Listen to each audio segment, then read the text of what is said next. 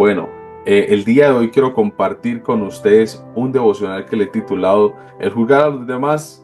Es una reflexión sobre la misericordia y la humildad. Hermanos, yo vengo compartiendo acerca de Lucas y estamos en el capítulo 6, pero recuerden que Lucas tiene diferentes, en el mismo capítulo tiene diferentes puntos, pues ya hemos predicado en el inicio acerca de cuando los discípulos recogían espigas en el día de reposo, el hombre de la mano seca, elección de los apóstoles, Jesús atiende a una multitud, que es cuando Jesús está allí en el monte, que se habla de las bienaventuranzas y literalmente allí se despliegan digamos así, varios temas que Jesús empezó a abordar. Y entre esos estaban las bienaventuranzas y después de allí pasó el amor hacia los enemigos y la regla de oro. Jesús todavía estaba allí después de dar este sermón de las bienaventuranzas. Jesús empieza a hablar el amor hacia los enemigos, que era literalmente la predicación del domingo pasado, donde hablamos de la regla de oro. La regla de oro era tratar a los demás como quieren que me traten a mí. De ahí hacia allá, Jesús empieza a hablar acerca de algo específico y es el juzgar a los demás después de mencionar esta regla de oro.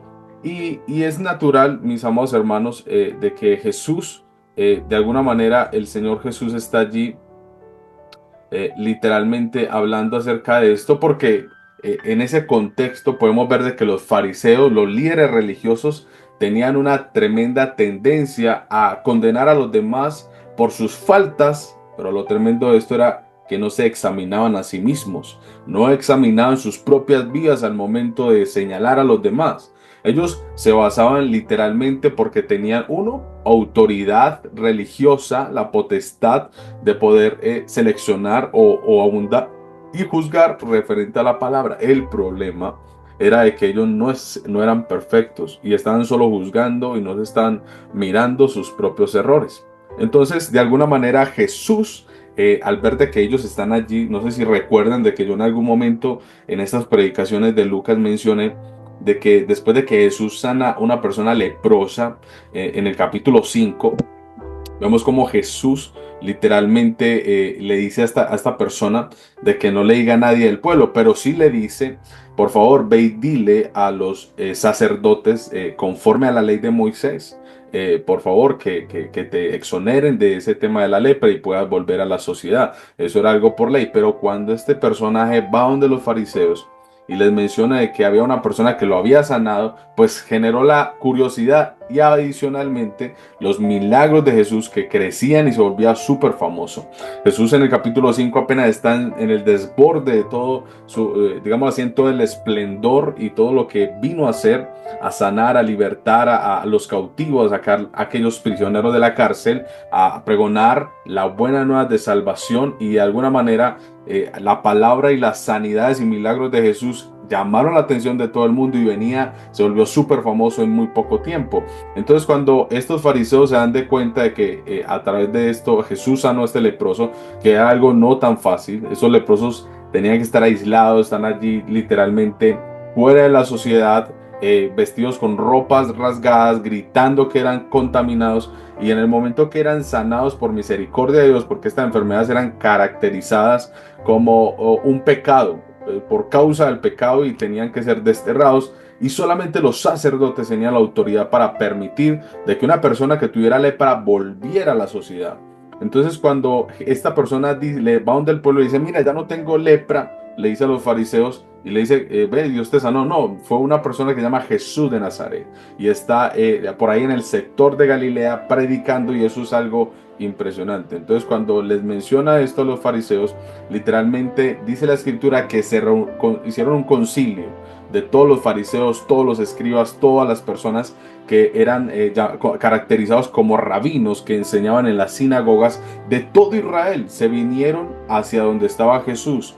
Entonces, en este momento que Jesús está hablando acerca de todo esto, incluso después de allí, Jesús es cuestionado desde allí por todo. Entonces está un montón de personas siguiendo a Jesús, los discípulos que Jesús ya había elegido, y adicionalmente tenemos un montón de fariseos, de rabinos, bueno, fariseos, saduceos, escribas, un montón de personajes que hacen parte de todas las sinagogas de todo Israel, porque realmente esta noticia de Jesús, y realmente lo estaban viendo con sus ojos, pero de alguna manera estas personas no, a pesar de que vieron todo lo que estaba pasando y que bíblicamente se estaba cumpliendo una palabra, ellos decidieron optar por no creer de que ese era el Mesías, porque uno no vino conforme a lo que ellos, a la expectativa que tenían. Entonces de alguna manera fueron una tremenda oposición para Jesús, referente a todo lo que hacía. Entonces por eso Jesús siempre los confrontaba, y desde el capítulo 5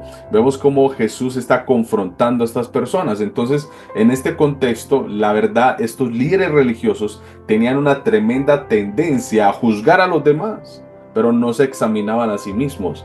Entonces de alguna manera Jesús se opone a esa hipocresía que estaba en ese momento, llamando literalmente a todas las personas que le estaban siguiendo en ese momento a tener un amor genuino. Acuérdense que Jesús ya había mencionado de un amor hacia los enemigos. Ellos eran esclavos, literalmente era algo que incluso era en contra, porque ellos tenían la ley del ojo por ojo y diente por diente. No se acuerdan que si alguien me hace algo, pues literalmente me lo tiene que pagar. Y ese ojo por ojo y diente por diente, literalmente Jesús está diciendo, no, eso ya no, es el amor.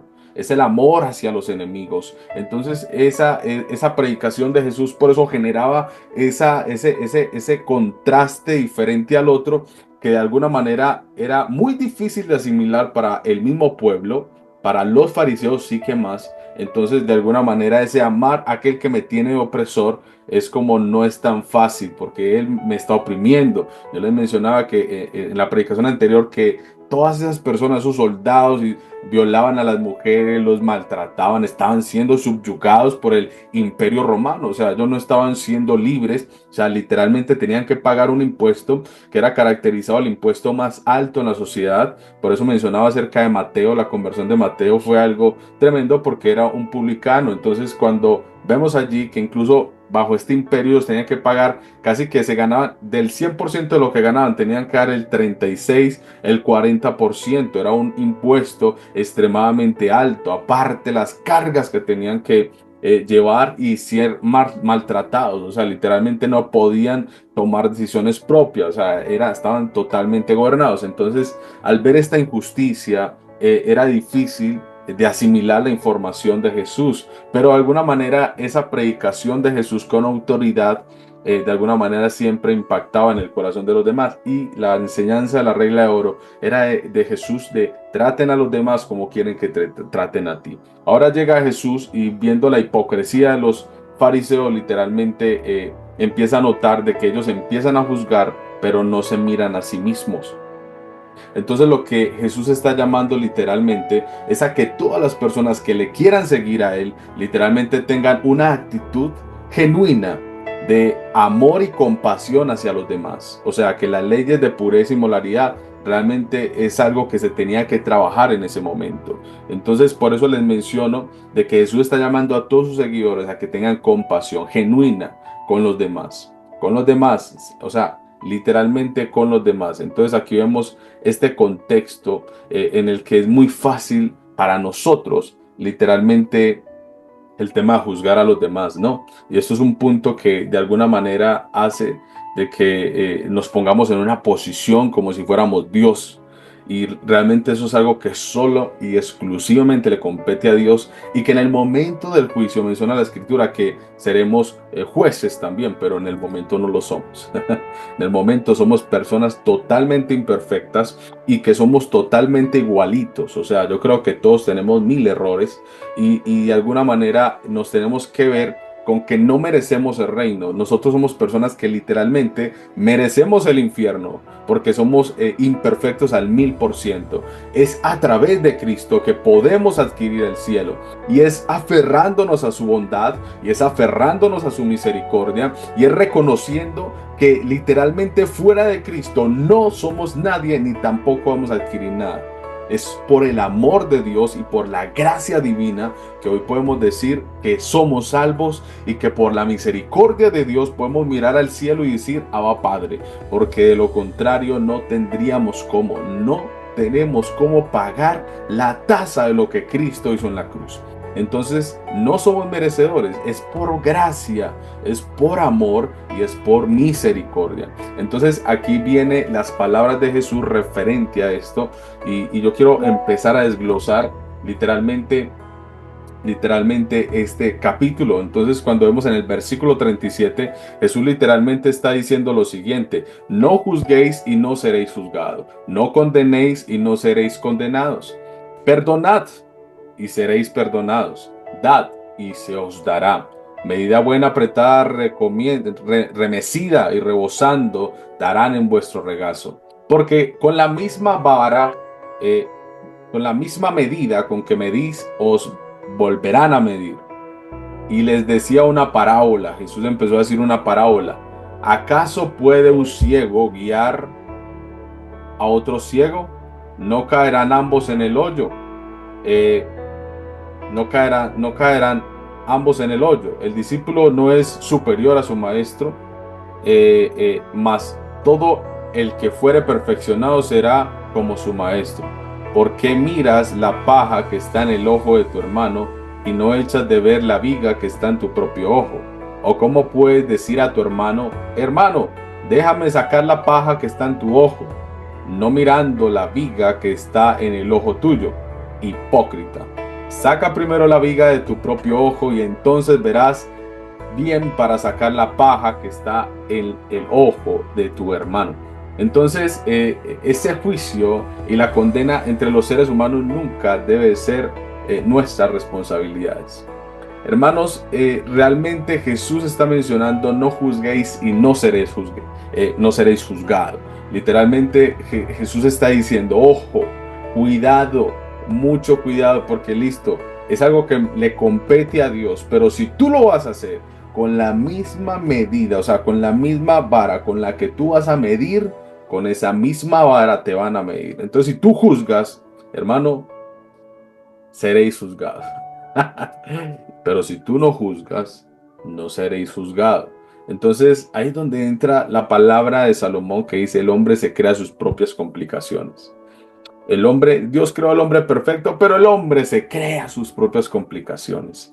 Entonces, de alguna manera, hermanos, el juzgar a los demás literalmente nos coloca a nosotros en lugar de Dios. O sea, le quitamos a Dios la posición para poder hablar del otro. Y eso está totalmente mal.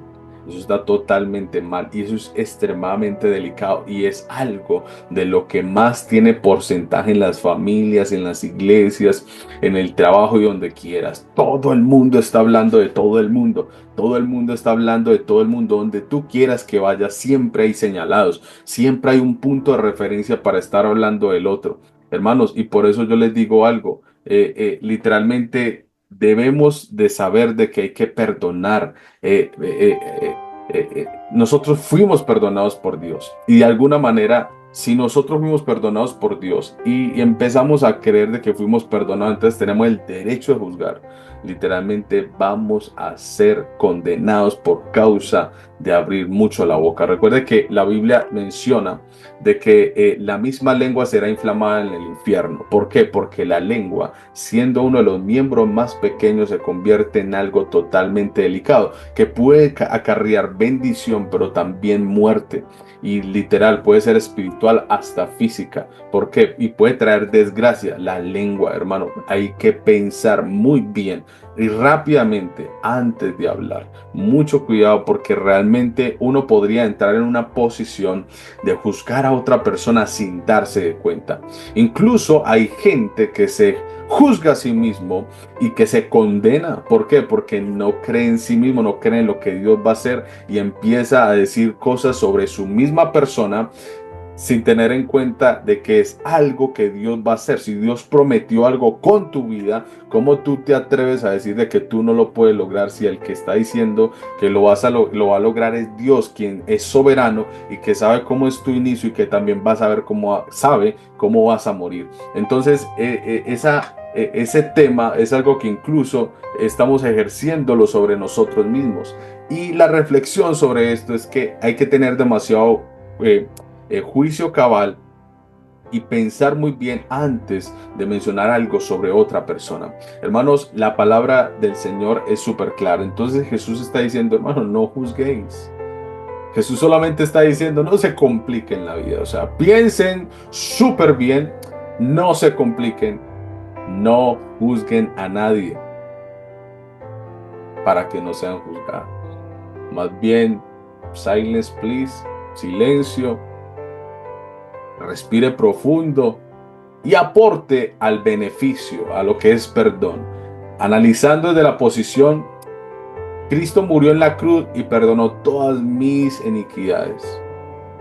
Si me perdonó a mí y que me sigue perdonando, yo que soy imperfecto, ¿cómo me atrevo yo a hablar de otra persona? ¿Verdad que Cristo no lo puede perdonar a él? Entonces, si Cristo lo perdona, ¿yo por qué tengo que juzgarlo? No hay necesidad. Más bien, ocupamos el puesto del perdón. Si nosotros ocupamos el puesto de perdón, realmente, hermanos, vamos a ir muy bien. El versículo 38 dice, dad y se os dará. Entonces, de alguna manera, el principio de dar y recibir se extiende incluso mucho más allá de lo material. Jesús no está hablando solo de la generosidad. Jesús está hablando de cómo nosotros tenemos un trato justo con los demás, ¿verdad? En cuanto mucho más generosos nosotros seamos, literalmente con nuestros bienes materiales, con nuestro comportamiento, con nuestra forma de ser, hermanos, literalmente podemos nosotros tener ese galardón del cielo porque estamos compartiendo todo lo que nosotros somos. Me llama la atención, ¿por qué? Porque en el mundo hay gente demasiado generosa, hay gente muy muy servicial, porque no sé si te ha pasado, de una vez, yo no sé quién, yo una vez me varé por gasolina, yo me acuerdo que un señor por allá llegó y se bajó y el tipo llegó y llegó y me dijo, qué le pasó, hermano? ¿Se varó o qué?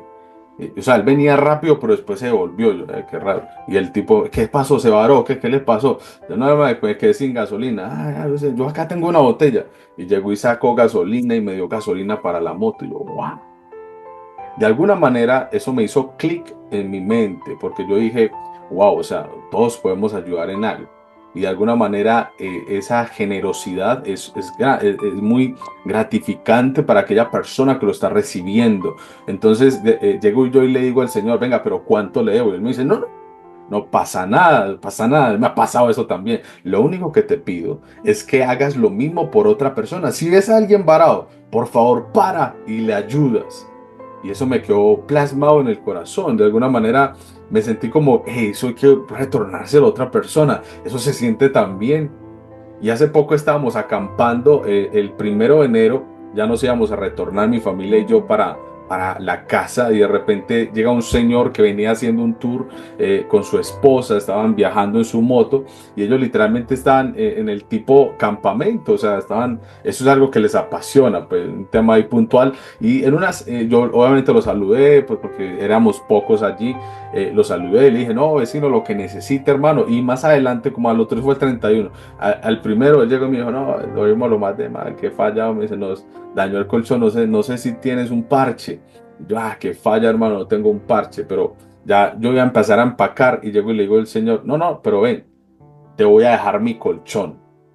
Pero no, ¿cómo vas a dar el colchón? Venga, ¿cuánto vale? Yo te lo pago. No, no, no, no pasa nada. Tranquilo. El día que usted vea que le puede ayudar a otro, ayúdele. Hombre, eso se siente muy bien. ¿Me explico? Y se siente súper bien. Ayudar a los demás. De alguna manera, siempre Dios le bendice a uno y la palabra del Señor se cumple. El que está diciendo que se os dará no es el hombre. No es el hombre. Está diciendo Jesús de Nazaret, 100% hombre, 100% Dios en este momento, diciendo, si ustedes dan, se os dará. Hermano, y el Señor dice, y no una medida poquita, no lo mismo que diste, es mucho más, una medida totalmente rebosante. Esa mención de rebosar siempre se describe incluso en Malaquías 3, digámoslo así, 3:10, que dice, cuando el Señor menciona de que a través de este profeta Malaquías, de que cuando de los diezmos y las ofrendas, que cuando dice que probaba al Señor ahora en esto, si no os abriré las ventanas de los cielos y derramaré bendición hasta que sobre y hasta que abunde. Entonces, la medida del Señor no es como la de nosotros, que nosotros damos poquito. Aún así, el Señor dice, si ustedes dan, así sea poquito, no importa, se os dará. Y el Señor está describiendo que no solo se extiende a lo material, sino también al tema de generosidad, de compasión, de bondad y de perdón.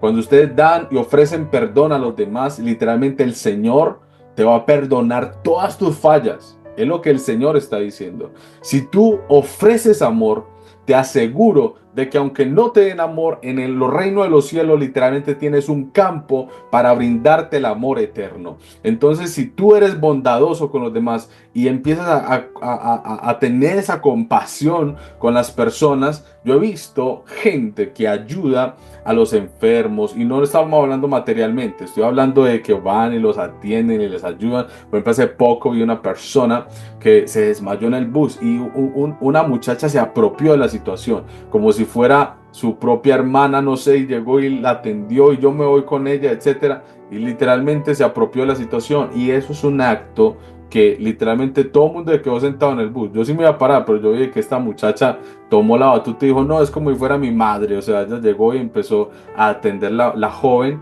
y al final la llevó hasta su casa y la queríamos acompañar, ya no dejó, porque había ahí cerca, no sé qué pasó, no la conocía tampoco, pero fue un acto de generosidad. Aunque no conozco a esa persona, yo tengo eso en mi vida plasmado, me explico. Entonces esos actos por lo regular generan esa retribución divina hacia nuestras vidas, ¿verdad? En el versículo 39-40 Jesús menciona una parábola después de que menciona esto. Y Jesús dice que es la parábola de un ciego guiando a otro ciego. Entonces aquí Jesús utiliza una imagen sencilla pero extremadamente poderosa. Un ciego no puede guiar a otro ciego sin caer, literal. Entonces, como está mencionando, de que si está viendo esa posición de los fariseos que juzgan y no se miran su propia viga, literalmente Jesús les está diciendo, venga, venga, pero hay un tema aquí, ustedes están ciegos, o sea, está diciendo una parábola al aire, ¿no? Entonces, un ciego no puede guiar a otro ciego si cae, ¿verdad? Entonces, de alguna manera, hay una alineación de principios de Dios que pueden literalmente liderar hacia lo correcto. Cuando uno comprende de que uno es una persona imperfecta, yo no tengo cómo estar mirando la vida de los demás. O sea, de alguna manera, todos, absolutamente todos, no hay nadie, dice la escritura que no hay ni un justo sobre la faz de la tierra, ni uno. Cuando Jesús estaba en carne aquí en el mundo, literalmente Él era el único. Pero ya Él murió y resucitó. Ahora está en lo alto. Sobre la tierra en este momento no hay ni uno, dice Pablo en Romanos. Ni uno solo. ¿Tú te crees justo? Cuéntame. Entonces creo que esta predicación no es para ti, porque tú eres María Teresa de Calcuta o de pronto alguien así. Y discúlpame que te lo diga, pero realmente la Biblia describe que no hay ni uno solo que sea justo y perfecto. Hermanos, todos, absolutamente todos somos personas totalmente o perfectamente imperfectos. ¿Por qué? Porque de alguna manera necesitamos de Dios todo el tiempo, todos los días de nuestra vida. Siempre una actitud de arrepentimiento, una actitud de bondad, una actitud de generosidad, una actitud hacia los demás. Amar a Dios con todas mis fuerzas, con todo mi corazón, con todo lo que soy. Y asimismo amar a mi prójimo con todas mis fuerzas, con todo mi amor y con todo lo que soy. Esa es mi forma de vivir, y sobre ese amor se cumple toda la ley. Eso es lo único que Dios nos está pidiendo: amar a los demás, tener compasión, ser generosos, perdonar y dar. Hermano, es lo que Cristo nos está dando. Y también mencionaba Jesús: perdonen a sus enemigos, hermano. Perdónamelo, trate a los demás como quieres que te traten a ti. Y eso es algo que realmente genera un clic en el corazón de cada persona. Y si tú te pones a analizar, realmente Jesús nos está dando las reglas de oro específicas, y Él ya está en el monte de las bienaventuranzas, ¿no? Entonces Jesús finaliza en el versículo 41 y 42 diciendo una parábola. Esta parábola de la paja, ¿verdad? La paja y la viga, ahí donde entra en esa parte ruda de la descripción hacia estas personas. Entonces Jesús hace este fuerte llamado, ¿verdad? Para que generemos una introspección interna, que podamos examinarnos de manera interna antes de mirar la vida de una persona. Si a ti te están hablando de una persona, por favor mira hacia el cielo y mírate hacia adentro, cierra los ojos y piensa si algún día de tu vida tú has hecho lo mismo. Si no lo has hecho, bendito seas, hermano, porque tus pies no corren al mal. Pero si no es así, por favor, ni intentes hacerlo porque estás tomando una posición de Dios que no te compete ahora. Más bien, Dios está buscando de que la gente toda comprenda de que todos necesitamos a Él y que de alguna manera todos podemos llegar al reino de los cielos si nos ayudamos. La salvación es individual, pero también hay un pensamiento, digámoslo así, demoníaco, que como la salvación es individual, cada quien busca qué hacer. Y la Biblia no nos llama a ser dispersos, ni diversos, ni personas unánimes. Jesús nos está llamando a la unidad. Jesús nos está llamando, hace un llamado directo a que seamos una familia. Y por esos salmos, David menciona hay un salmista que menciona de cuán grato es estar los hermanos juntos en armonía. Yo creo que no sé cuál es el salmista, no es David, es un salmista, digámoslo un salmista. Cuán agradable, cuán hermoso es que estén los hermanos juntos en armonía. Porque al final del versículo menciona de que allí hay salvación y vida eterna. Hay algo especial, que es como las barbas de Aarón, que el aceite que, ¿verdad? Entonces algo grato. Entonces Jesús está mencionando de que literalmente nos está haciendo un llamado a unirnos y a pensar muy bien qué es lo que vamos a hacer. ¿Por qué? Porque de alguna manera por eso termina la parábola con la paja y la viga que está en el ojo, ¿verdad? Entonces, esto realmente nos desafía a no ver los errores de los demás sin antes mirar los nuestros. Piensa muy bien antes de hablar. Y yo considero de que nosotros debemos de examinarnos muy bien antes de hablar de los demás. Hermanos, todo lo que pueda acarrear eso, incluso desgracias generacionales, muertes, un mal comentario. Imagínate tú, hace poco pasó de que un presidente chateó y devolvió un avión y de repente solo por un comentario iban a vetar a Colombia. O sea, lo que puede generar una acción o el juzgar o el pensar o suponer. Y asimismo pueden pasar mil cosas. Y en el mundo yo sí he podido ver cómo se tornan muchas peleas debido a malas palabras, a posiciones en las que yo te juzgo, o posiciones en las que yo supongo, porque también nos estamos juzgando a nosotros mismos. Entonces se vuelve, o sea, hablar es mejor pensar muy bien antes de hablar. ¿Qué es lo que yo voy a mencionar? ¿Cómo lo voy a decir? Entonces, dentro a decir ya el tema de la conclusión, mis amados hermanos, el juicio a los demás puede ser la peor trampa mortal, tanto para el que juzga como para el que es juzgado. Y usted me dirá, pero es que yo no estoy juzgando a nadie, pero cuando tú hablas de una persona estás juzgando. Cuando tú mencionas algo de una persona estás juzgando. Mira, te lo pongo más claro. Hay personas que dicen, ay, pero como es tan malo, ¿quién te está diciendo que él es muy malo? O sea, lo estás juzgando literalmente. En lugar de centrarnos mejor en los defectos de los demás, Jesús nos está literalmente llamando a una autoevaluación constante, literalmente a que más bien nos centremos y nos entremos en nuestro aposento y oremos y pensemos, Señor, yo te pido en el nombre de Jesús que me muestres si he tenido errores, qué error cometí, perdóname Dios, ayúdame Dios, o sea, más bien a que todo el tiempo estemos autoevaluándonos nosotros constantemente, ¿verdad? Y también si nos hablan de alguien, literalmente es evaluar, literalmente con misericordia, con bondad, qué haría Jesús. Más bien oramos por esa persona, tratamos de aconsejarle o sugerirle que de pronto está haciendo algo malo. O sea, ¿cómo podemos actuar desde la madurez? Y yo saqué, incluso escribí esta palabra que quiero compartirles a ustedes, hermanos. Para mí, concepto personal, la verdadera madurez cristiana no se mide por cuán críticos somos con los demás, sino por cuán compasivos y dispuestos estamos a perdonar. Esa es la frase que escribí, ahorita la pongo en el estado. Hermanos, yo se la quiero repetir. La verdadera madurez cristiana no se mide por cuán críticos somos con los demás, sino por cuán compasivos y dispuestos estamos a perdonar. Ahí nos miden como cristianos. Ahí es donde realmente venimos a ser medidos. Amén. Y realmente estamos en un mundo donde la sociedad realmente no permite compartir nuestras opiniones con los demás. O sea, realmente podríamos de entrar en un tema de relaciones que se dispersan. O sea, mejor dicho, el tema de juzgar a los demás es algo que hay que pensar muy bien, hermanos, o hablar de una persona.